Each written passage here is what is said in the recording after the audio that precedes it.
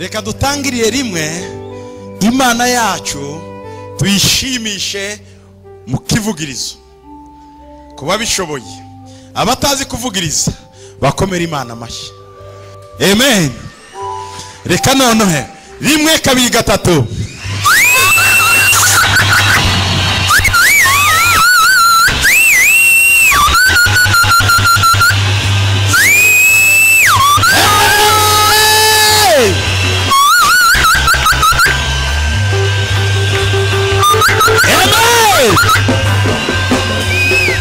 Murakoze cyane. Hey! Hey! Ushobora kwibaza batese ibyo nabyo biba muri Bibiliya? Nta kintu dushobora gukora kitari muri Bibiliya. Soma muri Zakariya. Reba Bibiliya Zakariya igice cya 10 ku murongo wa 8. Ibi noneho ni ibiki kandi? Oya biri muri Bibiliya. Umuntu wa mbere uvugiriza ni Imana. Imana iravugiriza. Hey! Zakariya 10 ku murongo wa 8.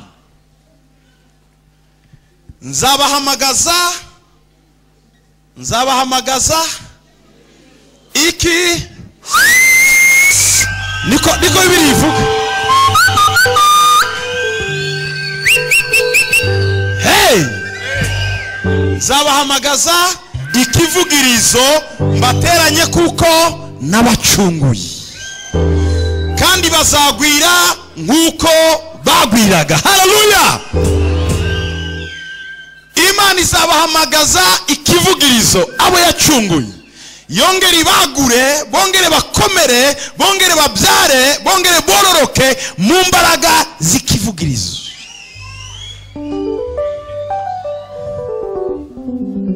Amen.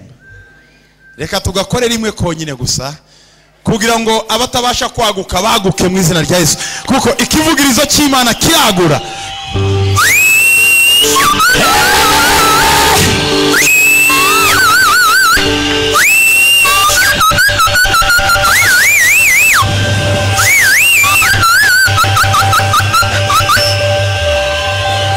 Amen.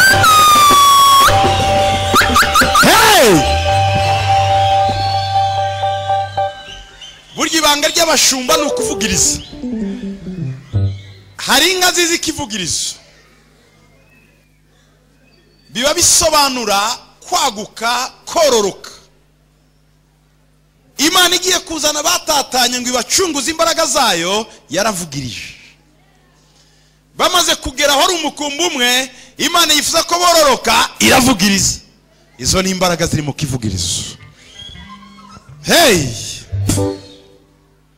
Tazajya kuvuga ngo baratwifatiye aba nabo nituvugirize, nitwabifatiye, ni Yesu wabifatiye, ni ijambo rya Yesu ryabifatiye. Haleluya!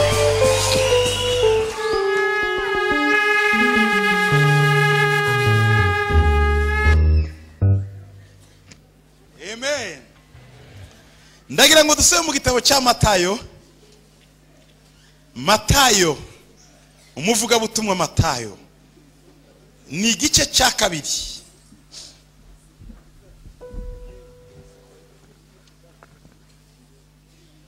Umurongo wa mbere tugeze ku murongo wa 10.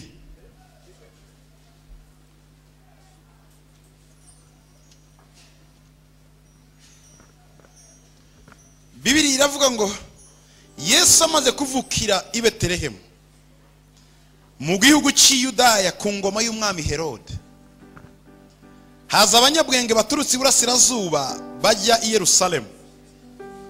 Barabaza bati, umwami w'Abayuda wavutse ari hehe? Ko twabonye inyenyeri ye turi iburasirazuba, none tukaba tuje kumuramya. Umwami Herode abyumvise ahagarikana umutima n'ab'i Yerusalemu bose, ateranya abatambyi bakuru n'abanditsi bose b'ubwo bwoko, ababaza aho Kristo azavukira aho ariho.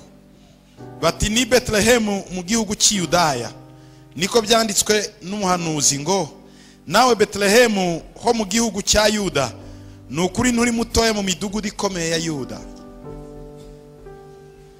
kuko muri wowe ariho hazaturuka umutware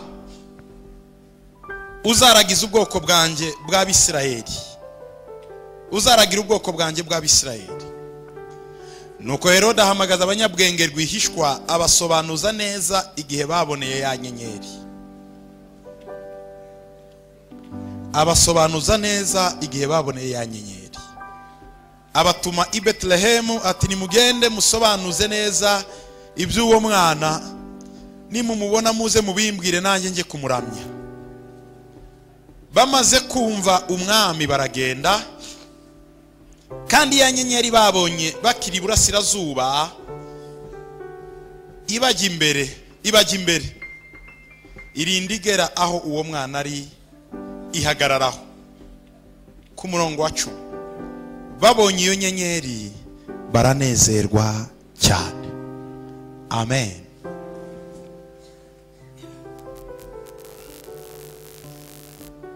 Ntabwo turi kuri Noheli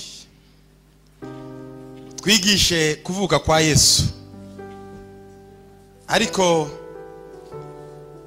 impamvu nasomye cyane aha ni ijambo rito gusa. Ku murongo wa 10 niyo nashatse guhagarara, ngo babonye iyo nyenyeri baranezerwa cyane. Iyo niyo jambo numva turi bwibandeho cyane mu nyigisho zacu z'igitondo.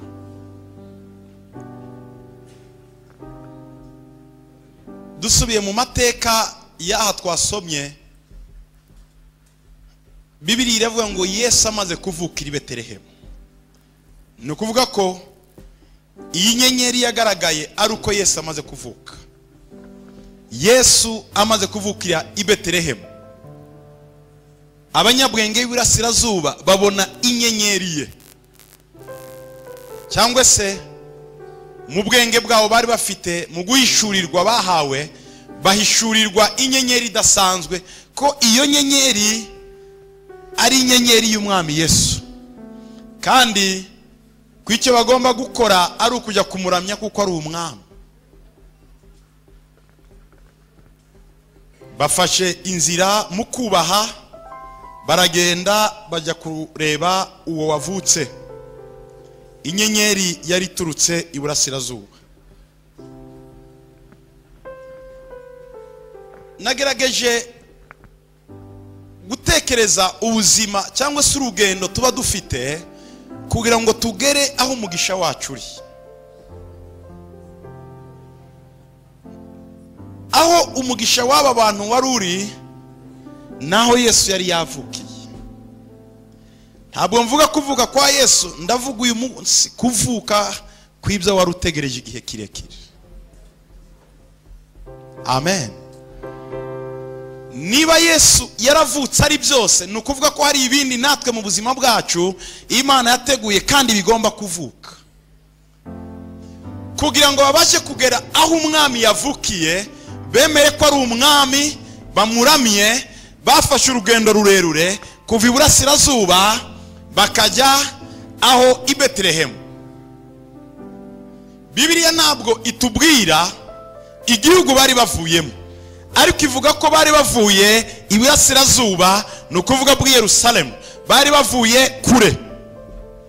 Ikindi Bibiliya nitubwira umubare w'aba bantu bari bangahe. Bibiliya itubwira ngo aba banyabwenge barahaguruka, shobora kuba ari 2, ari 10, ari 70 ingahe. Ntabwo Bibiliya itubwira umubare. Ikindi Bibiliya itatubwira kuri aba bantu, ntitubwira niba bari abagabo cyangwa bari abagore. Ivuga ko abanyabwenge bahagurutse baragenda. Ni ukuvuga rero muri ubu butumwa tugiye kuvuga, ushobora kuba uva mu gihugu kitazwi, ushobora kuba uva ahantu hatazwi, ushobora kuba uva mu muryango utazwi, ushobora kuba uva ahantu hatazwi, ariko nawe hari ikintu gikomeye Imana yashyize imbere yawe kugira ngo kivuke.